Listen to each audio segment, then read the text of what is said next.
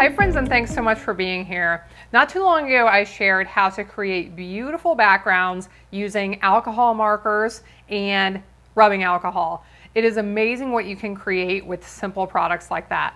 Now, if you missed that video, I can link you to that in the video description below. You can take a look. But what I want to share today is how to use those backgrounds in lots of different ways on your card projects. Now, if you aren't going to make backgrounds like that, keep in mind you can use all of the ideas I'm sharing today in other ways, like cutting a piece of pattern paper and using that in place of the backgrounds I'm going to be showing. Or maybe you like to do watercoloring. Maybe you want to do watercolor backgrounds and use them in place of what I'm sharing today. I have lots of great ideas. I'm going to share a couple of ideas for covering up mess ups on your card projects. I had a few mess ups on my projects today. I'll share ways to fix that. I have lots of good things to share. I hope you'll watch along. Let's get started. If you missed my video on the alcohol marker backgrounds, here is some samples of what I ended up creating. The basics, the short story of how you do this: you color patches of color onto vellum, or you can try other types of paper. I'll show you a few samples here in a minute. But typically it's on vellum, color some patches. You can add rubbing alcohol either by spritzing or using a paintbrush or water painter. You can move that color around with a heat tool or by moving your paper or a few other ways, and then letting it dry, and you get these really, really cool backgrounds. Now, these actually are some of my less favorite ones. That's why they didn't get used on my card projects. But I wanted to give you the quick summary of how you do that before I move on to all of my ideas for how you use these. So first I want to share how I attach these to a background, because you will notice if you do this, and just by seeing my samples here, these like to curl up, and some of them like to curl up more than this one right here. So I wanted to mention this before I show you how I attach this to my card or to my piece of cardstock. I wanted to mention this: when you do these, it's really fun to look at the differences in how they look depending on what color of cardstock you lay them over. So if I lay this sample over white, I get a look like that. Now, what if I lay it over some yellow cardstock, some Daffodil Delight? This gives a little bit more of a yellow hue. Now here's some pale papaya, and that's really pretty. I love that look. So play around with that before you actually attach these to anything permanently and decide what look you like. Now, when you're ready to attach them, there are different ways to attach vellum to cardstock. The challenge is a lot of times your adhesive wants to show through. Now, with these, I found I got my best results if I used some kind of lighter color of cardstock. The darker the cardstock, the more likely my adhesive was going to show through.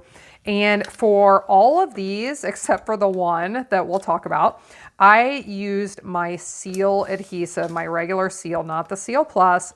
I find that I have pretty good results with my adhesive not showing through if I use light cardstock on the bottom and my Seal Plus adhesive. So what I did on most of these was exactly what I just did on this one. I did a frame close to the edge. I did this on the side where my vellum is trying to curl up. And the reason for that is when I place these on my backgrounds, I want that to be curling down. I don't want to attach it permanently where my edges are trying to curl up. If they're trying to curl down, then that's going to stay in place better, and it shouldn't cause any issues with it trying to peel off. So I put that frame around the edge. I put one little bit of Seal in the center, and I am going to attach this. Now, what I did on several of these was I attached it to a piece of cardstock, and then sometimes I trimmed off the edges. Now, this is on an actual card base, but if you want to, you may want to trim off edges to get your final piece and cut off the parts that you like. So here, I'll hold this up close with the white cardstock underneath, and using that Seal adhesive, I do not see, I guess if I'm really, really looking for it, I can see the adhesive just barely. But for someone who receives this card and doesn't know where the adhesive is at, they are not going to notice it. So I wanted to share that with you. Now here is a fun tip, and you'll see a few as we go through here that I use some Wink of Stella on. If you're not familiar with Wink of Stella, this is so much fun. Glitter and sparkles makes all projects better as long as the glitter stays put and doesn't come off, right? That is one of my huge pet peeves. I just asked my daughter.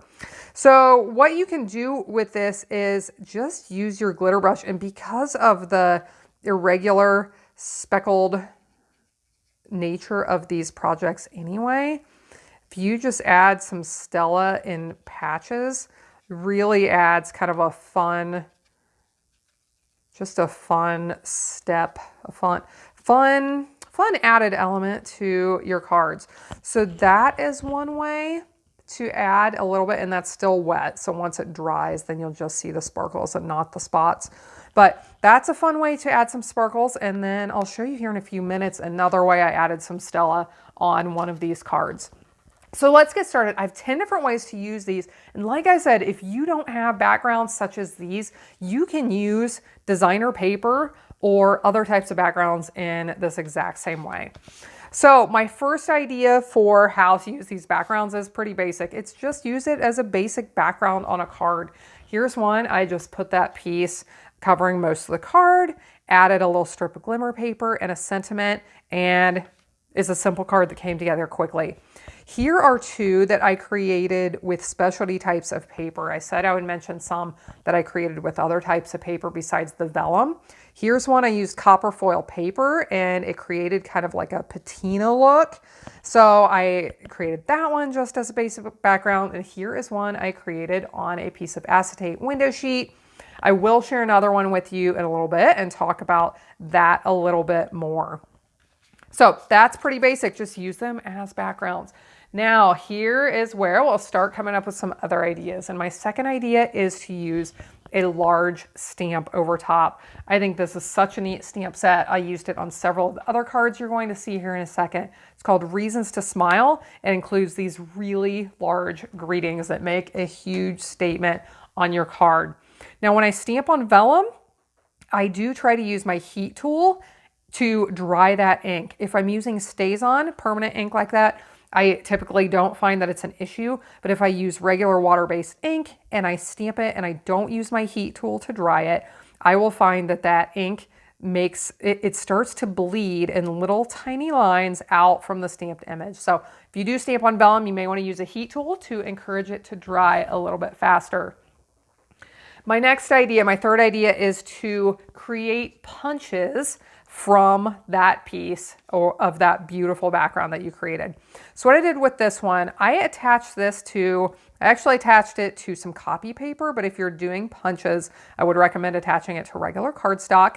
Sometimes my plans change as I'm creating. I'm sure you understand that. So if I was doing this again, I would have attached it to regular cardstock. I punched it out. This is the bow punch, spelled B-O-U-G-H, bow punch. I love this punch. I used it on several of these other cards you'll see here in just a second, but I punched several of those out. I trimmed the long end piece off of the stem basically and created this really cute wreath look. I love creating wreaths on cards. You're actually going to see another wreath here in a second, and it is right now. So my fourth idea is to create die cuts from these backgrounds. So here is one. I created this with the die set from the Nature's Prints bundle. I used this stamp set and this die set several times. You're going to see some more. So I wanted to show you that for a second. But that is how I die cut this beautiful wreath. I just love wreaths. I know I just said that. I'm going to say it again. So I took this piece, I did attach this to a piece of cardstock.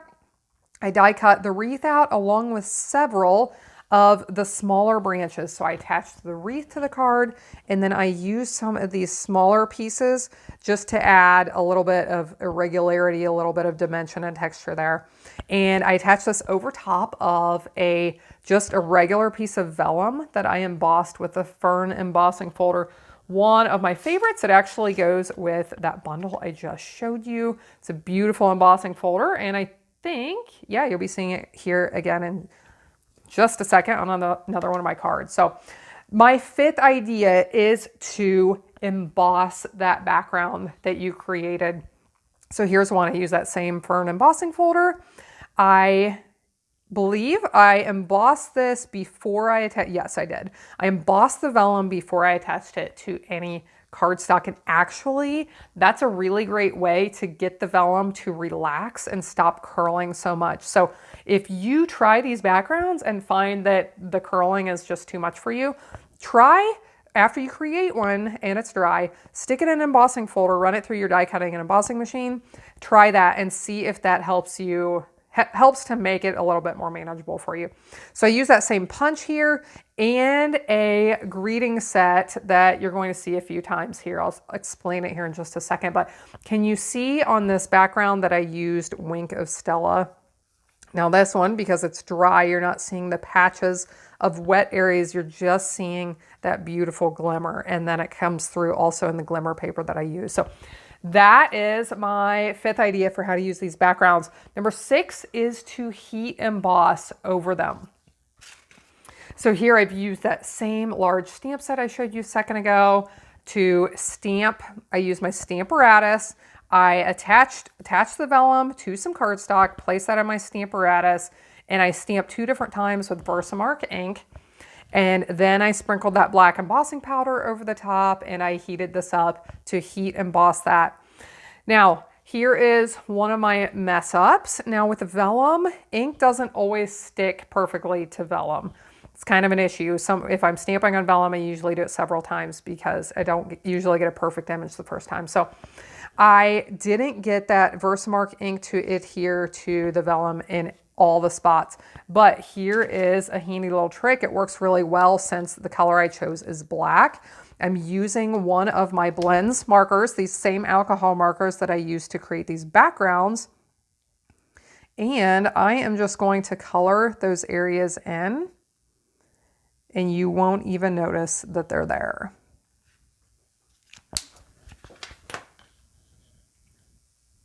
So there is a quick little way to fix some embossing if you find that that is an issue. But I just love this big greeting. I think this makes such a statement. So that is another idea for how to use these backgrounds. The 7th idea I came up with is to cut strips of them and use them as accents on a card in a background. So what I did with this one, when I attached my adhesive, I ran it in strips, and then when I cut these strips from the vellum and the piece of cardstock that were attached together, I made sure that each strip had one of my strips of adhesive running right down the center. That way I know that vellum is going to stay attached to the cardstock. So I used that fern in the background from the Nature's Print stamp set. I die cut it out with the die from the bundle. And let me explain these greetings. So this is a really fun set.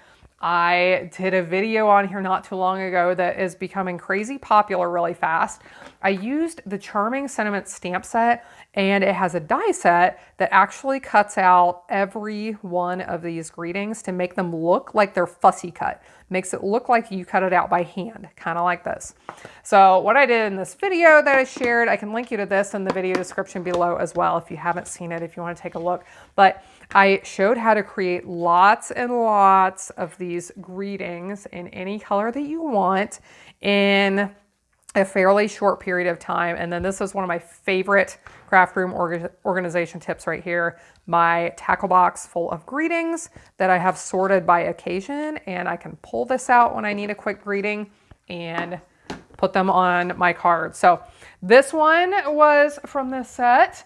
I already showed you one other one, this one right here. And then there's 1 or 2 more coming that came from that Charming Sentiments bundle.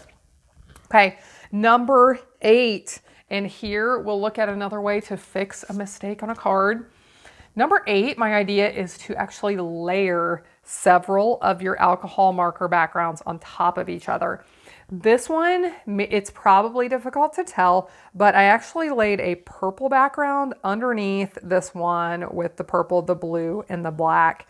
So it gives it more of a purpley haze than it would have had without that. Now with these extras that I have laying here, let's just look at them real quick to see how they can how the appearance can change if we layer them. So if we layer these, we get a little bit more of a greenish bluish look. What if we put that yellow pinky one under the blue one? You just see the different layers, and I think that's a neat idea for getting different looks with these. So here you see all 4 of those colors. So that's an idea. Now, you may have already noticed this, but can you see that around the edges, the adhesive is showing? On this one right here, I got a little overconfident and I thought, you know what, I'm going to use my Seal Plus, the stronger adhesive. It looks basically like the regular Seal, but it's a little bit different. It's a lot stronger and I do love to use it. But on vellum, I usually don't have the best results with it. On this one, for whatever reason, I was like, you know what, I think I can use it. I think it will be okay. Well, it showed through. But I love the card. I don't want to get rid of this. There is always a way to save a project. So I decided that if I put a frame around the edge, it would hide that enough that it wouldn't really be noticeable. So I cut this frame out from the Fabulous Frames die set. It is one I have used a ton in the few weeks since I got it here. And I already put some adhesive on the back there, so it's ready to go. I am just going to attempt to center this and press that down. And now, just because of that frame right there, you're not going to notice that adhesive around the edges. So on this one, there's a couple of things I'll mention. This sentiment is from that Charming Sentiments I just mentioned. And the glimmer, the Stella, that's the word I'm looking for. So on this one, I used Wink of Stella. I actually squeezed this hard enough to get drops to come out on that background. And then I used my heat tool to blow them around and make that kind of swirly pattern. So that's a cool way to play around with your Wink of Stella as well and add some sparkle to these backgrounds. Okay, we have 2 more. These last 2 I think are my favorite ways to use these backgrounds, and I will share them with you now. So this one, number 9, is to create like a stained glass window with one of these. Now this is one I created on a piece of window sheet, so it's actually clear. You could do this with vellum as well, but I chose to do it with the piece of window sheet. So it is basically completely clear. Now, one thing you may be wondering, and if you haven't yet, you would once you created one of these, is well, where do you sign on the inside? And if you want to put a sentiment on the inside, where are you going to do that if this whole thing is transparent, if you can see through it? So there's a couple of options. I created this down here with the idea that we could sign down here if we want to. Or what you can do is just create a larger area that is not transparent. You know, you could put a strip across the center, and that could be where you stamp and sign on the inside. Or if you really want to, we could make a little note right here that says, you know, turn over to the back or something, and you can stamp and sign on the back if you want to. But just this general look, I think, is very cool. This is one. Now, if you're interested in more information on these backgrounds, what you want to do is go to my website where I explain the colors and markers I used and everything, how I created them. I'll put that link down below. But this one right here, I did not explain. This was a new one I just created with some of my new colors of blends markers. I used the Orchid Oasis, the Starry Sky, and the Parakeet Party. I think it was the dark marker from each of those sets to create this one. I just love how it turned out with this Sending Smiles, really cute stamp and die set. And yeah, I think that one turned out really cool. Number 10, last but not least, the old favorite, create a shaker card. So you could do this just with one of those plain backgrounds underneath the shaker compartment there on the top. I decided to use one of those large greetings. I stamped that onto my alcohol marker background, and then I created that shaker card on top. Used that same punch here that I mentioned a little bit ago. So these are tons of ideas for how to use these backgrounds. Like I said, you can use these with watercolor backgrounds, stamped backgrounds, pieces of designer paper. You can use these techniques with other types of paper and other types of backgrounds besides those created with alcohol markers. So thanks so much for watching along. I really appreciate you being here. If you're new here, I hope you'll subscribe using the button down below. I hope you have a blessed day, and I hope you'll be back again next time when I'll be here helping you to hand make with love.